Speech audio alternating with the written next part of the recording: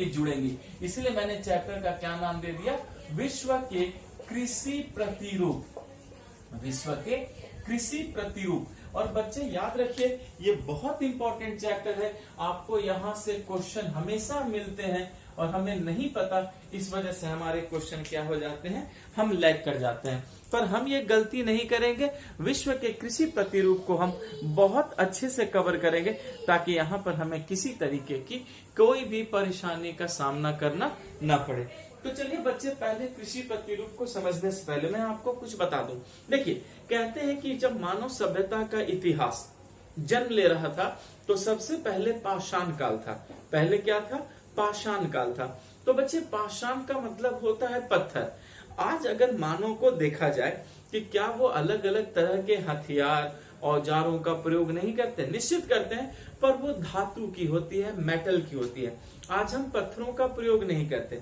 लेकिन बच्चे, जब मानव की उत्पत्ति हुई थी तो मानव जंगली अवस्था में था और जंगली अवस्था में उसने पत्थरों का ही तो प्रयोग किया था, औजारों के रूप में, हथियारों के रूप में।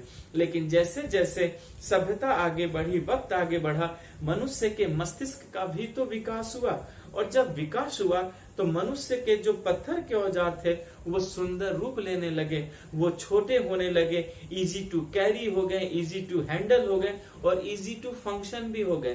फिर बच्चे हम मध्यकाल में आते हैं। मध्यकाल के औजारों को माइक्रोलिथ भी कहा गया, एक शब्द था माइक्रोलिथ, ये सब आपको हिस्ट्री में पढ़ना है। उसके बाद नवपाषाण काल आता है और मानव ने इस नवपाषाण काल में बच्चे पहिए का आविष्कार सीख कर लिया, कृषि को सीख लिया, पशुपालन को सीख लिया, आग का बड़े पैमाने पर प्रयोग करना सीख लिया, यानी कृषि को सीख लिया। तो बच्चे आप जरा सोचिए कि अगर मानव सभ्यता ने कृषि सोच लिया तो कभी जानवर तो खेती नहीं करता, खेती तो आदमी ही करेगा। तो बच्चे, खेती के लिए एक जगह रहना होगा या घूमना होगा? जाहिर है हमें एक जगह रहना होगा। जब तक हम एक जगह नहीं रहेंगे तब तक खेती कैसे होगी? तो बच्चे, एक जगह रहना मतलब स्थायी, यानी इस कृषि ने ही मानव को स्थायी जीवन दिया। मानव को क्या दिया? स्थायी जीवन दिया, सभ्यता दी, संस्कृति दी, हमने परिवार बनाए और हमने गांव बनाए। तो क्या बच्चे आपसे ये नहीं पूछा जा सकता कि बताओ वो कौन सी कृषि थी जिसने वाकई मानव को जानवर से मानव के रूप में बदल दिया, यानी जंगली मानव को ज्ञानी मानव के रूप में बदल दिया, यानी कि बच्चे हमें होमो सेपियंस बना दिया। पूरी बात समझ में आई? यानी एग्रीकल्चर ही है बच्चे जिसने हमें जंगली मानव से होमो सेपियंस ज्ञानी मानव बना दिया। तो आखिर पता तो चले कि वो कौन सी कृषि थी जिसने हमें ज्ञानी मानव बनाया, हमें स्थायी जीवन दिया। क्या वो कृषि आज भी विश्व में है? तो बच्चे, यही कृषि ही तो विश्व की सबसे पुरानी कृषि होगी। तो चलिए आज जरा सीखते हैं कि कौन कौन सी विश्व की कृषि है, कौन सी सबसे पुरानी कृषि है, किस कृषि में क्या है। तो बच्चे, सबसे पहले एक बात याद रखिएगा कि कृषि को कहा जाता है कि कृषि एक प्राथमिक क्षेत्र क्रियाकलाप है। कृषि एक प्राथमिक क्षेत्र क्रियाकलाप है, क्षेत्र क्रियाकलाप है। क्लियर है? पहले तो आप इस बात को याद रखिएगा सभी बच्चे कि कृषि क्या है। कृषि एक प्राथमिक क्षेत्र क्रियाकलाप है और इस प्राथमिक क्षेत्र क्रियाकलाप में और क्या क्या आते हैं? तो बच्चे, इसमें कृषि, खेती बाड़ी तो आता ही है, कृषि के साथ, क्लियर है बच्चे, इसी में खनन भी आता है, इसी में वानिकी, जंगल लगाना भी आता है, इसी में बच्चे पशु पालन भी आती है और इसी में क्या आता है? मत्स्यन भी आता है। तो याद रखिएगा कि कृषि सिर्फ ये नहीं है कि आपने कृषि कह दिया तो धान चावल की बात हो गई। कृषि तो बहुत बड़ा रूप है बच्चे, क्लियर है? तो कृषि में कृषि भी आता है, खनन भी आती है, वानिकी भी आती है, पशुपालन भी आती है और मत्स्यन भी आती है। तो जैसे हम जब इस चैप्टर को पढ़ेंगे तो कहीं ना कहीं हमें ऐसी चीजें भी यहाँ नजर आएंगी। तो चलिए, सबसे पहले हमने ये सीख लिया कि कृषि क्या है। तो कृषि एक प्राथमिक क्षेत्र क्रियाकलाप है जिसके अंतर्गत ये सारी चीजें आती हैं। तो चलिए बच्चे, हम कृषि प्रतिरूप को पढ़ना शुरू करते हैं और सबसे पहले पता करेंगे कौन है विश्व की सबसे पुरानी कृषि जिसने आज हमें सभ्यता दी, यानी हमें जंगली से ज्ञानी मानव बना दिया। क्लियर है? तो बच्चे, इस क्रम में जो सबसे पहले कृषि मैं आपको पढ़ाने जा रहा हूँ उस कृषि का नाम पहले समझिए बच्चे, स्थानांतरणशील कृषि। स्थानांतरणशील स्थानांतरणशील कृषि, स्थानांतरणशील कृषि। पूरी बात समझ में आ गई बच्चे? स्थानांतरणशील कृषि, जिसे आप इंग्लिश में कहते हैं शिफ्टिंग कल्टीवेशन, शिफ्टिंग कल्टीवेशन। पूरी बात समझ में आ गई? और ये सबसे इंपॉर्टेंट है बच्चे। देखिए मैं आपको इंपॉर्टेंट का मार्क भी लगा दूं जो महत्वपूर्ण है। तो पहले हमने शुरू किया स्थानांतरणशील कृषि से, शिफ्टिंग कल्टीवेशन से। तो बच्चे सबसे पहले स्थानांतरणशील कृषि के बारे में एक बात जान लीजिए, यही है विश्व की सबसे पुरानी कृषि पद्धति। क्लियर है बच्चे? विश्व की सबसे प्राचीन, विश्व की सबसे प्राचीन कृषि पद्धति यही है बच्चे, जिसने हमें क्या किया?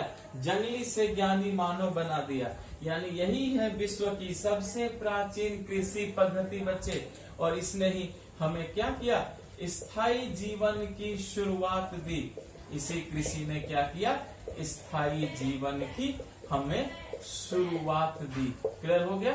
तो चलिए हमने ये भी देख लिया कि एक तो ये विश्व की प्राचीनतम कृषि है और इसने ही हमें क्या दिया?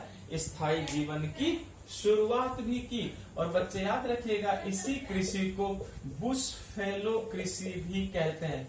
ये डिफरेंट नाम है, आपसे वो कुछ भी पूछ सकते हैं, बुशफेलो कृषि भी कहते हैं। तो हमने देखा कि इसी कृषि पैटर्न का एक और नाम है बच्चे, क्या कहते हैं? बुशफेलो कृषि। क्लियर हो चुका? अच्छा, और भी हम सीखेंगे अभी इसमें और क्या है, याद रखेंगे। इसी कृषि को बच्चे कर्तन एवं दहन कृषि, कर्तन एवं दहन कृषि, यानी कि आप इसे साधारण भाषा में कहते हैं काटो एवं जलाओ कृषि भी कहते हैं, काटो एवं जलाओ कृषि। ठीक है, इसका एक और नाम है। तो बच्चे भूलिएगा नहीं कि स्थानांतरणशील कृषि, शिफ्टिंग कल्टीवेशन विश्व की सबसे प्राचीन कृषि पद्धति है। इसने स्थायी जीवन की शुरुआत की। इसे हम बुशफेलो कृषि भी कहते हैं। क्लियर है बच्चे? इसे कर्तन एवं दहन कृषि भी कहा जाता है, कर्तन एवं दहन कृषि भी कहा जाता है, यानी कि काटो और जलाओ कृषि। क्लियर है बच्चे? काटो और जलाओ कृषि। अच्छा, इसे हिंदी में कर्तन और दहन और काटो और जलाओ कृषि कहते हैं, पर इंग्लिश में बच्चे इसे स्लैश एंड बर्न एग्रीकल्चर भी कहते हैं, स्लैश एंड बर्न एग्रीकल्चर। कभी कभी क्या करते हैं कि वो सीधा यही लिख देते हैं स्लैश एंड बर्न एग्रीकल्चर। तो आपको इसके नाम में कंफ्यूज नहीं होना है। कर्तन दहन काटो जलाओ कृषि, स्लैश एंड बर्न एग्रीकल्चर, ये सब क्या है? इसी के नाम है। चलिए इतना तक तो हमने सीख लिया। अब हमें ये सीखना है कि आखिर ये कृषि किसके द्वारा की जाती है, कौन है जो इस कृषि को करते हैं। क्लियर है बच्चे? तो पहले याद रखिएगा, ये कृषि आदिम जनजातियों द्वारा की जाती है। किसके द्वारा की जाती है? आदिम जनजातियों द्वारा, यानी जो आज भी जंगली अवस्था में जंगलों में रहते हैं। आदिम का मतलब ही होता है बच्चे सबसे पुरानी। तो याद रखिएगा ये आदिम जनजातियों द्वारा की जाती है, यानी ये जो कृषि है आज भी आदिम जनजातियों के द्वारा की जाती है। और कहाँ की जाती है बच्चे? तो ये भी जान लीजिए, दुर्गम वनों एवं पर्वतीय क्षेत्रों में, दुर्गम वनों एवं पर्वतीय क्षेत्रों में की जाती है।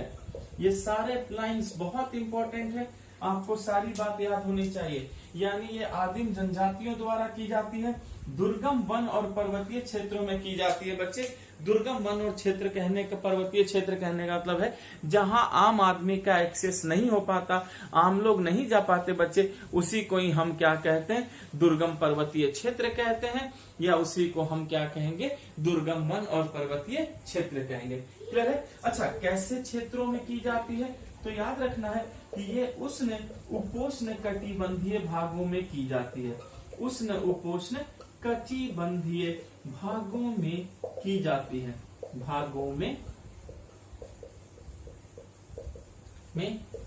की जाती है। क्लियर हो गया? तो इसका मतलब है कि हमने ये भी देख लिया कि ये उष्ण और उपोष्ण कटिबंधीय भागों में की जाती है। तो भूलिएगा नहीं बच्चे, आदिम जनजातियों द्वारा की जाएगी, दुर्गम जंगलों और पर्वतीय क्षेत्रों में की जाएगी, और उष्ण उपोष्ण कटिबंधीय भागों में की जाएगी, जहां वैसे भी तापमान वगैरह बच्चे बहुत ही ज्यादा होते हैं। पहले मैं इसे मिटा दूं, ये आप समझ चुके हैं, ठीक है। चलिए, और देखिए जैसे जैसे मैं जो पॉइंट्स बताते जा रहा हूं उसको अच्छे से कवर करेंगे तो आपको कभी भी कोई परेशानी नहीं होगी और एज इट इज क्वेश्चन को बना सकते हैं। बाकी मैं आपको कॉन्सेप्ट समझाते जा रहा हूं, तो आपको ऐसे भी यहाँ पे कोई परेशानी नहीं होगी।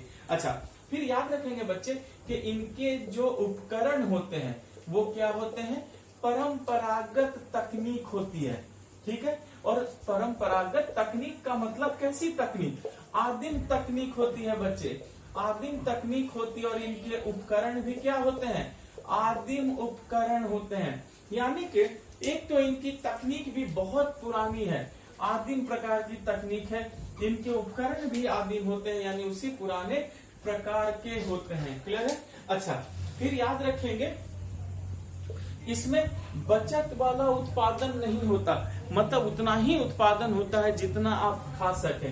क्लियर है। इसका मतलब है कि इस खेती में बच्चे बचत की प्रवृत्ति नहीं होती, बचत की प्रवृत्ति नहीं होती।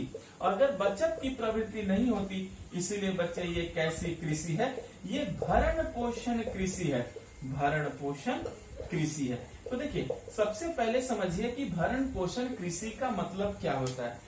एक लाइन में इसको समझिए बच्चे कि भरण पोषण का मतलब होता है जितना कमाया उतना खाया, कुछ नहीं बचा, यही है भरण पोषण। तो याद रखना कि तकनीक परंपरागत है, आदिम उपकरण है, इसमें बचत की प्रवृत्ति ही नहीं होती, इसलिए इसे साफ क्या कहा गया है, भरण पोषण कृषि कहा गया है बच्चे। और अब जरा सोचो कि अगर बचत ही नहीं होगी तो क्या कभी व्यापार होगा, इसका मतलब है कि इस खेती में भी व्यापार नहीं होता है, यानी ये व्यापार के उद्देश्य से नहीं होती। याद रखना है ये व्यापार के उद्देश्य से नहीं होती, क्योंकि ये भरण पोषण कृषि है, बस मेरा पेट भर जाए उतना हम एग्रीकल्चर करके फसल को क्या कर लेते हैं, बना लेते हैं। ये भी बात आपको समझ में आ गई बच्चे, इसमें किसी तरह का व्यापार नहीं होता। अच्छा, फिर याद रखेंगे कि इसमें भूमि का चक्रण होता है, इसमें क्या होता है, कृषि भूमि का चक्रण होता है, कृषि भूमि का चक्रण होता है। ये क्वेश्चन बच्चे कमीशन में बहुत बार पूछा गया है, तो भूलना नहीं है कि हमने क्या देखा कि इसमें जो कृषि भूमि है उसका क्या हो रहा है, उसका चक्रण हो रहा है बच्चे। आप जरा सोचिए कि फसल का चक्र हो सकता है, कभी कृषि भूमि का चक्र हो सकता है। भाई कृषि भूमि तो अपनी जगह फिक्स है, कृषि भूमि कब से घूमने लगी और कैसे घूमेगी, पर यहाँ क्या कहा जा रहा है कि इसमें कृषि भूमि का चक्रण होता है। देख रहे हैं कि व्यापार नहीं होता है, पर इसमें कृषि भूमि का चक्रण होता है, यानी जो कृषि की भूमि है उस भूमि का ही क्या होगा, चक्रण। तो चलिए समझते हैं कि कैसे कृषि भूमि का चक्रण होता है। तो बच्चे मान लीजिए कि ये एक जमीन है, ठीक है, ये क्या है, एक जमीन का टुकड़ा है जहां पर ये एग्रीकल्चर होगा। तो सबसे पहले ये देखिए, ये एक भूमि का टुकड़ा उन लोगों ने सेलेक्ट किया, और ओके, और इस पर क्या होंगे, तरह तरह के पेड़ होंगे। जैसे ये देखिए, मैं कुछ पेड़ों जैसा आपको ग्राफिंग कर देता हूँ ताकि आप बस उसको अच्छे से आप बस समझ पाए, ठीक है। ये देखिए बच्चे, ये कुछ पेड़ होंगे। तो सबसे पहले क्या करते हैं, वो पेड़ों को काटते हैं। देख रहे बच्चे, तो पेड़ों को क्या किया गया बच्चे, काटा गया, ठीक है। ये देखिए वृक्ष काटा गया, तो वृक्ष जब कट गया तो बस अब ये निचला हिस्सा बच गया। ये देखिए, अब वृक्ष जब कट गया तो बस ये निचला हिस्सा बचेगा। उसके बाद क्या करते हैं बच्चे कि ये जो निचला हिस्सा होता है, ठीक है, ये देखिए ये निचला हिस्सा हो गया। अब इसको क्या करते हैं, एवं जलाया गया, और फिर क्या करते हैं बच्चे, उसको जला देते हैं, ठीक है।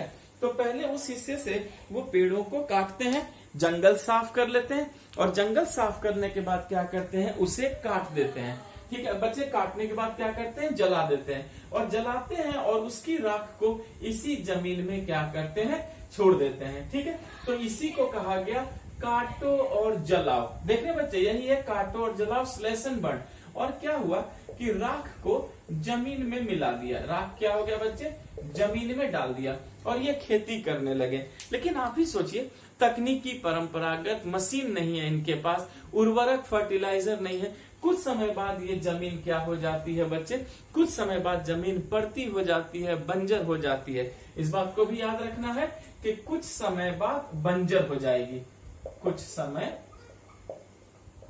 बाद भूमि क्या हो गई, पड़ती हो गई, यानी कि बंजर हो गई। इसलिए बंजर हो गई क्योंकि तकनीकी नहीं है और जो उपजाऊपन था उससे वो ऑलरेडी खेती कर चुके थे। अब इस जमीन से उन्हें कोई फायदा नहीं है। तो बच्चे अब इस स्थिति में ये क्या करेंगे, तो देखिए अब स्थिति में ये क्या करते हैं बच्चे कि तुरंत बगल की फिर जमीन को सेलेक्ट करते हैं। ये देखिए, ये उन्होंने क्या किया, फिर बगल की जमीन को सेलेक्ट किया और वही प्रोसेस यहाँ अपनाया बच्चे। कुछ वर्ष के बाद ये भी खत्म, फिर बगल की जमीन को, फिर बच्चे उसी प्रोसेस को अपना रहे हैं, वो भी खत्म, फिर बच्चे कुछ समय बाद फिर इसी प्रोसेस को अपना रहे हैं, फिर बगल की जमीन, फिर यही प्रोसेस।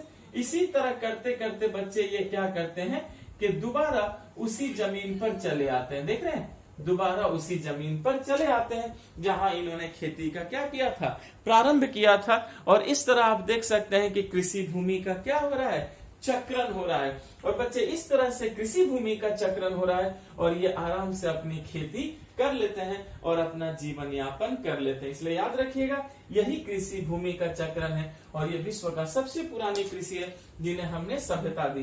तो बस बचत होती नहीं, ये सिर्फ भरण पोषण है, इसका कोई व्यापार का उद्देश्य नहीं है। इसलिए बच्चे इतिहास में कभी भी हम जो है ऐसे किसी खेती के इकोनॉमी में, अर्थव्यवस्था में भी हम ऐसी खेती के बारे में नहीं जानते।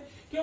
क्योंकि यहाँ पर तो व्यापार उद्देश्य ही नहीं है, बस भरण पोषण है, जो कमाया वही खाया। चलिए, यहाँ तक आपको पूरी बात समझ में आ चुकी है, तो इस सब बात को याद रखिएगा बच्चे, ये बहुत इंपॉर्टेंट है। अच्छा, अब देखिए, इस कृषि को विश्व के अलग अलग क्षेत्रों में अलग अलग नाम से जाना जाता है। तो हमें जानना है कि किस क्षेत्र में क्या कहते हैं। याद रखिएगा कि विश्व के अलग अलग क्षेत्र में इस कृषि को अलग अलग नाम से जाना जाता है। तो बच्चे हम क्या करेंगे, कॉलम बनाएंगे और कॉलम बनाएंगे और देखेंगे कि किस क्षेत्र में इस कृषि को किस नाम से जाना जाता है। तो चलिए बच्चे, सबसे पहले हम कहाँ शुरू करते हैं, भारत से।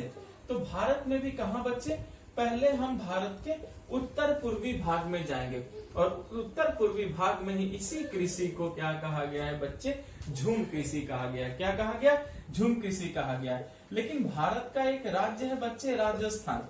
राजस्थान में इस कृषि को वालरा कृषि कहा गया है। इस बात को थोड़ा सा याद रखिएगा, ये आपसे राजस्थान में पूछा गया है, इसलिए मैंने आपको यहाँ बता दिया कि कभी अगर आपसे ऐसे प्रश्न पूछे जाए तो आपको किसी तरह का कोई डिस्टर्बेंस नहीं हो।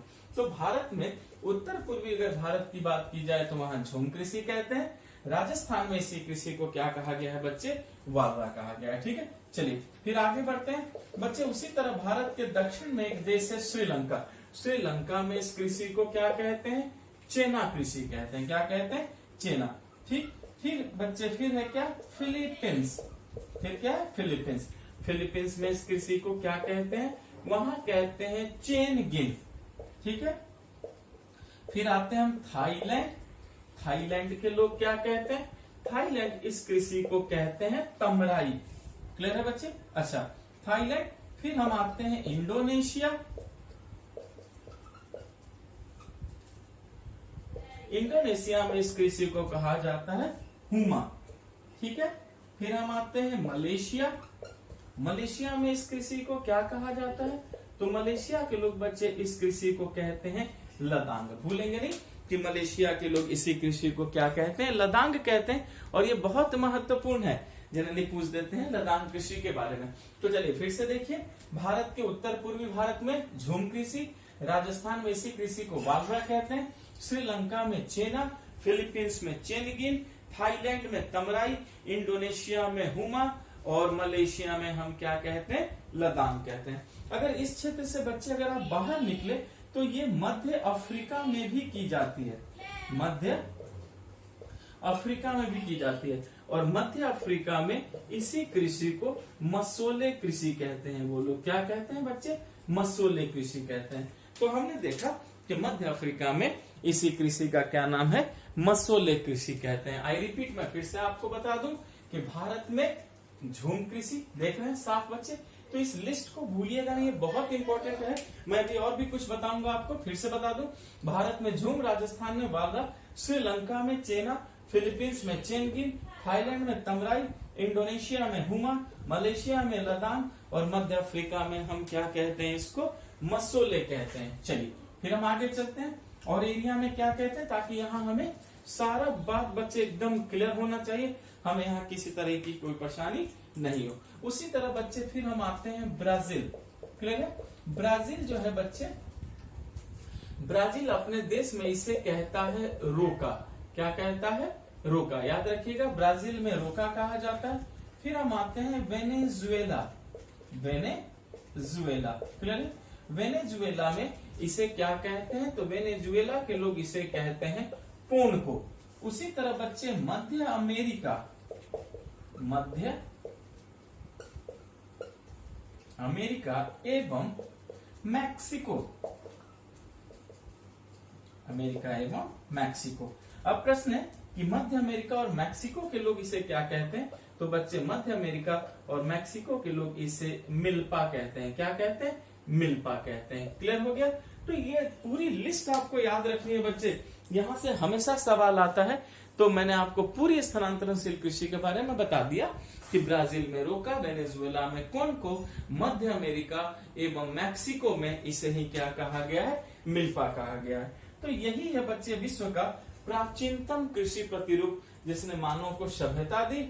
नवपाषाण काल में हमने ये काम किया और स्थायी जीवन की शुरुआत हुई। हमने पशुपालन भी किया, लेकिन याद रखिएगा बच्चे कि यहाँ पर पशुपालन जैसी बात इसलिए व्यापारिक उद्देश्य से भी नहीं है, वो भी खेती में अगर मदद कर रही है तो ही है। तो ये जो लिस्ट है आप लोग को याद रखना है। यही सारा क्या है, स्थानांतरणशील कृषि है। और बता मैंने आपको कहा है कि ये भरण पोषण कृषि है बच्चे, बस सिर्फ जीवन काटने के लिए। ये जंगली लोग जितना कम उपजाते हैं उतना खाते हैं, कोई बचत नहीं होता, इसलिए कोई भी व्यापार नहीं होता। चलिए, तो हमने सबसे पहले क्या किया कि पूरी स्थानांतरणशील कृषि को, शिफ्टिंग कल्टीवेशन को अच्छे से समझ लिया है। अब हम बढ़ेंगे अपने अगले कृषि की तरफ। पूरी बात समझ में आ गई? Thank you class.